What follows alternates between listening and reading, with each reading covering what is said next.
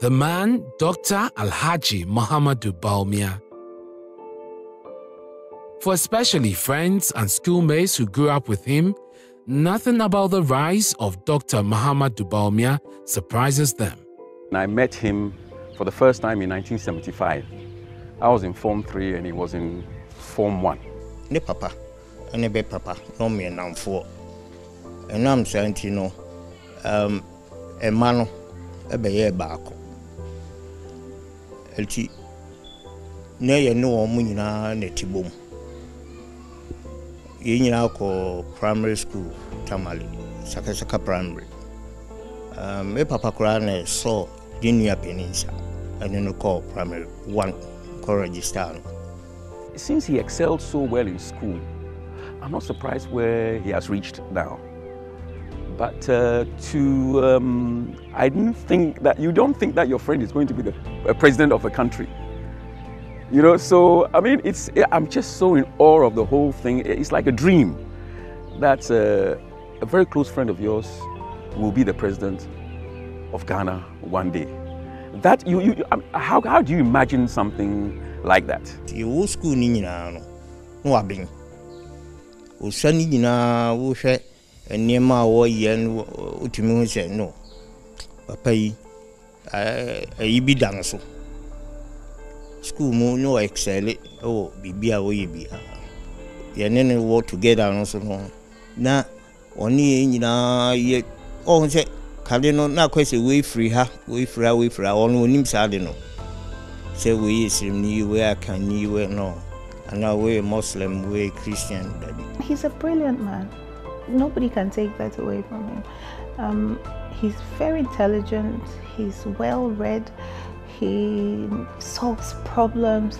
He has a temperament that can accommodate, which I think will be good for leadership.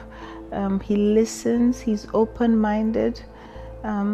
He's welcoming of people of all colors, all creeds. You know, he's for everybody. Dr. Bawumia's journey to the top could only be described as divine. His friends saw that from his childhood, and President Kufuor also had that revelation. When I cast my eyes back, on hindsight, this guy, banker, research special assistant or whatever of the governor, works so hard, even I move him to be deputy governor. And then we are looking for a political running mate. Our candidate brings him up. Again, he gets it. He's a child of destiny. I have closely studied Mahmoud since 2018. And I can tell you he's the type of person Ghana needs in leadership. I call him a man of destiny. He doesn't know, but I call him a man of destiny. Why? Because there are many people who go out and do all kinds of things and seek, for greatness. But watching Mahmoud, greatness seeks him out. I say that he's a gift from God to his family, to his religion, to Ghana, Africa, and the whole world. We thank God for his life. He doesn't forget his past. For those who know him, just as he was from the beginning at his childhood, so is he, even as the second most powerful man in Ghana. He's quiet. I mean, I think he's an introvert, but he has a group of friends that he grew up with, who are his buddies, and that's when I see him light up. Actually, when he's around them or when he's doing his economics, which he loves. Yes, but so his friends, who I will call his true friends, are those really he grew up with. He never forgets his friends. He never forgets. He was a very good friend of my late brother, Dr. Kutose. From the times they were joint chairman of that committee, and my brother was ill for a long time. Dr. Bawumia was one of the few friends who paid him regular visits to encourage him and to push him on until his death. He's a good man. He's a good man. He's a good man, and I'm glad to be able to say that I can count him among my friends. The fact that I've known him for more than 40 years, from the time he was 12 years old up to now, shows you that he doesn't forget friends. When he moved, even when he was living in Canada, we were always kept in touch. Anytime he came to London, he would call me and we would meet up. And when I used to come and visit him at the Bank of Ghana, when he was working here, I'd stay with him at his flat in Ardenta. He was staying in the SNIT flats then. So, and he used to come and meet me at the airport anytime I landed. I mean, he's a very down-to-earth, very, very down-to-earth, honest person. Me kosran mrebi. Me koya me sane me crown say me ba. O si free ni office. Be jam ya do. Enti ni madam for me no ko hen ho. Eh. Na papa pen na wono wa be san na o kwa. Wa sa sorry free na ko and I'm see that's how he is. Oh, obia o ye humble and respectful ni ade. Ti he still mingles with friends. He keeps in touch with us all the time. His friends in Canada, he keeps in touch with me all the time. Even when he's busy and I send him a message, it's shocking that I get a message straight back. And it makes me so excited that, you know, the vice president has sent me a message. Even though he's my friend, I revere him so much that I really appreciate his friendship. Really. I remember when we came for the inauguration, when he won the first, when they won the first election, he was actually sitting on the dais. And I sent him a message during the inauguration, and he replied. And I showed it to my friend, look, the vice president has replied to me. Honestly, he's a really down-to-earth person. Well, yeah, because he's always working on his phone. He's the opposite of me. But yes, everybody, he reaches out. People look for him. People would say, I got a text from the vice president at 3 a.m. And you know, like, don't text the person at this hour. He says, well, there's work today. I need to let them know. Or a text has come in and he's responding as soon as he has time to. But yes, he keeps in touch with people. He's very responsive. Position where do you call here now? No, that kind of thing. The way I near the as and Kualano, sa sa me can't say baby cry obey vice president for front. Me kokotia mini e call ena enkobodi dia you feel near from Mamudu straight na minuano oh sorry vice not so but you know me as Mamudu so why you know so you see that humility in him obi anko be mo mama so you know be a madri mo mami no just the way ni na me so me hwe no ehun de Usitie na ho brase ne edwa wo ene se do sika sa chirempenin fuo ye no mo hefo ne ayma fo kwade obo ni ma oboni mu ase apani do ye nipa. Dr. Alhaji Muhammadu Bawumia has been exceptional everywhere he's been. He leaves a mark and raises the flag of Ghana high everywhere he goes. And I would also go further to tell you, when we lost the election 2008, Bawumia moved to join the African Development Bank. The bank posted him to Zimbabwe as its country representative there. He worked so well. So 2012, when our candidate, Akufo-Addo, again renominated him to be his running mate,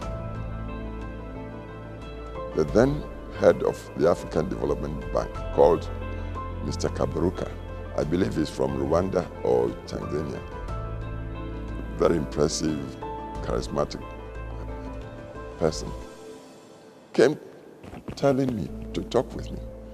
Oh, Mr. President, dissuade the young man from coming back to talk. He's doing so well in that country. Let him stay there. He's got a future in the bank. I considered this appeal from the government. I told Mr. Kaberuka, I shouldn't be for me to dissuade this youngster from accepting to become running mate. When I left the presidency, I started giving a series of lectures around the world, and I went to Oxford to give lectures at Oxford. I didn't know that Dr. Bawumia was then in Oxford. So after I gave him my lectures, the last one, I was invited by whatever they're called, ward master or whatever. The whole lunch from all the Oxford lectures was about a brilliant economist who was doing research at Oxford. And they were referring to Dr. Bawumia. Yes, you can understand why I have tremendous respect for him. When I went to Oxford, his professor at Oxford, at the Blavatnik school, used to tell me things about what, Dr. Bawumia used to do. And, like how, he was studious, how he stood out, and he really understood the area that he was engaged in. It was just lovely to hear that from about another Ghanaian, at a prestigious university like Oxford, from a professor, and anytime I came back, I'll come and tell Dr. Bawumia, listen, I met this professor of yours, and he said very lovely things about you. We went to the same university for our PhD. So he left Simon Fraser University in Burnaby, Canada. He left 2 years before I went to the department. And when I went there, I was the only Ghanaian. And anytime I told anybody that I was from Ghana, the first question would be, do you know Mahmoud? And I was like, who is he? No, I didn't know him. But I was surprised everybody was asking about him. And I thought that he was the only person there, like I was the only person. Only to find out later that there were about 14 Ghanaians in the department at that time when he was there. And I was like, then why is everybody only asking about him? What about the other 13? It was later on that I found out that he was like the unifying figure among them. He was like their leader, trying to make sure that everybody is well taken care of, everybody is, is doing well. The welfare of those people there were like his priority. And that's when I understood it. But later on, I realized that it was not just that. He was brilliant. Now, his brilliance made him, shine in the midst of his peers. And that's why I said, I felt proud. Dr. Bawumia is a good man, not only because he has a good intellect and he can think on his feet and think into the future. He's a good man because he loves people and he wants to sacrifice his life to serve them. He's someone you will describe as someone who wants to practice servant leadership. He's a good man also because he's not greedy. He's not greedy, he is quite contented with what he has. And that is always a good sign that the person will be more interested in what others get than what comes to him. Dr. Bawumia has always been hardworking and will not substitute work for pleasure. He was known among the family circles. If you read even the background, you see clearly he was getting scholarships, distinction, and so forth. So he was a brilliant student. And you can even see, I'm so happy. He's not really taken aback with what is going on, and he's not affected in any way. He's absolutely hardworking. I actually tease him that he lives to work because he literally works every day of the week. In the 20 plus years I've known him, there's not one day, let's even say like a weekend or a Sunday, that he will lie in and, he's working or he's doing something related to work. People are coming to see him. So he just works around the clock. It's incredible how he does it. His brilliance never made him swollen-headed and willingly did all kinds of jobs that could pay his bills. And while we were all struggling in London, I was driving a minicab, like a taxi, and with my close friend Adrian and Mahmoud, all of us were doing taxi driving while we were studying. You know, he's a hard-working person. And as he said, he cleaned dormitories when he was in Canada. I even washed plates. Dr. Bawumia is indeed a man of destiny, because at every moment, God orders his steps. Well, look at where we are today. I would say it's the most unlikely of circumstances. But when I met him, he was on another tangent, and it seems to me that his steps are ordered. Hiding in his place at the Bank of Ghana, somebody puts in a word somewhere and he's lifted and becomes the vice president. Many people will tell you that it is he who won the election for the NPP. We went to a Financial Times investment meeting. You know how the Financial Times journalists are. They were asking all kinds of difficult questions. And many members of the economic management team were present. And you could see that they were struggling. So at one point, Dr. Bawumia was, I didn't know him then. He was standing at the back and he kept raising his hand. So the President Kufuor asked me, who's that? I said, I don't know. He said, give him the floor. When he had finished, the argument was over. This youngster read the paper to the conference, plenary, full conference. The paper was so good. And as I say, I hadn't talked with him before. I didn't really know him. When he finished the paper, he received ovation, I would say. The applause was big. So he was going to sit. But it was so good, and I was so proud that he was a Ghanaian youngster. So I instructed that he should be called for me. He came, and in his own naturally humble way was bowing to. I said, hey, this paper you have read, so good. Keep on at it, and you'll go far. Dr. Bawumia was a research assistant to the then governor of the Bank of Ghana. In less than 2 years, the work he did at the Financial Times meeting in London got him marked for something huge. A year or two later, there was vacancy for deputy governorship. But the first choice was really not Bawumia. Governor came to see me, and I brought up a name that was not even part of the bank's staff. That person was, I think, at that time, the deputy chief executive from Barclays. Very top notch professional banker. So I said, that for that position, give it to this guy from Barclays. Governor agreed. Before we could communicate to that person, and I'm telling you, that person hadn't lobbied me for anything. He didn't even know that he'd come to notice. Just within 2 days of my deciding the position should be given to that man, there was an announcement that the person had been appointed the CEO of another bank, top bank, international bank. So the governor rushed back to me and said, oh, the person you mentioned is now the CEO. So we thought about it a bit. How strange. Well, let me go. Then some names came up from within the bank, all professionals, some even more senior than Bawumia then.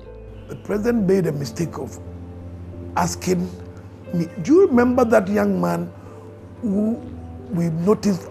Of course I remember that young man. The rest, as they say, is part of history. Apparently President Kufuor ran it by Dr. Polakwa to see how he felt about giving him the deputy governorship, and he said, well, the guy does the work anyway, so I would be honored for him to be given that position. You remember that youngster who read the paper in the Landmark Hotel? Oh yes, Bawumia. Say yes, give it to him, just like it. Just like it. It wasn't as if Bawumia had come to see me about some position or promotion. Never, nothing like that at all. Just give it to him.